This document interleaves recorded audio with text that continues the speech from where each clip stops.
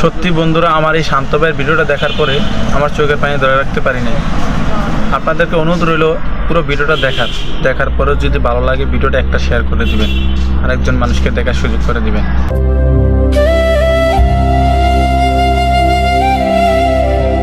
কি ব্যাপার আব্বা, তুমি গানতাছো কে রে?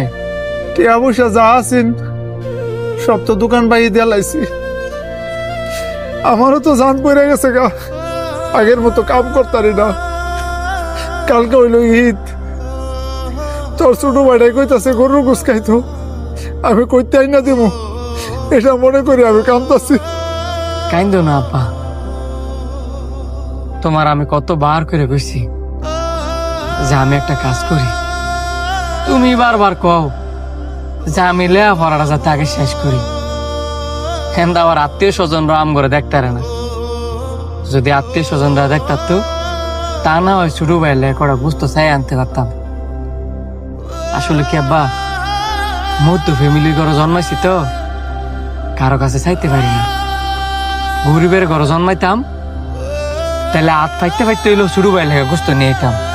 তুই ঠিক হয়ে গেছ বাপ, মধ্যবিত্ত হয়েছি দিকে ওই জায়গায় জায়গায় ঠিক না পারি কইতে, না পারি সইতে।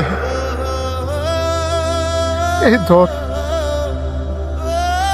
200 টাকা বাজার থেকে গিয়া একটা মুরগি লয়ে আয়। কালকে যদি বলাঠারে গরুর গোস্ত না দিতারি, মুরগির গোস্তটা দেওয়ার লাগবো। আব্বা তুমি কোনো চিন্তা করো না, আমার বন্ধু সানি আছে না, হ্যাঁ নাকি এইবার গেরামও কুরবানি দিব।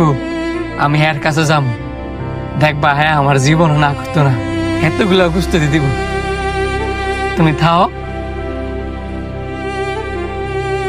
আমি মুরগি লই।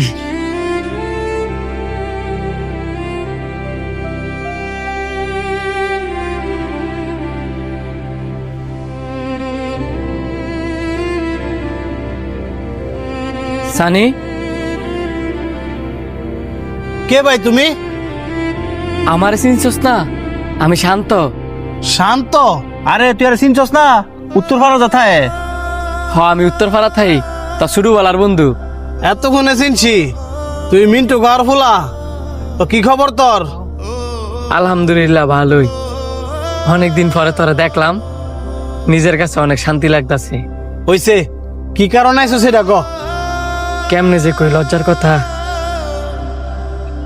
যদি একটু সাইডে আইতি। সাইডে দিতে বুকের লেগা, হেরা তো তোর এলাকার মানুষ হই,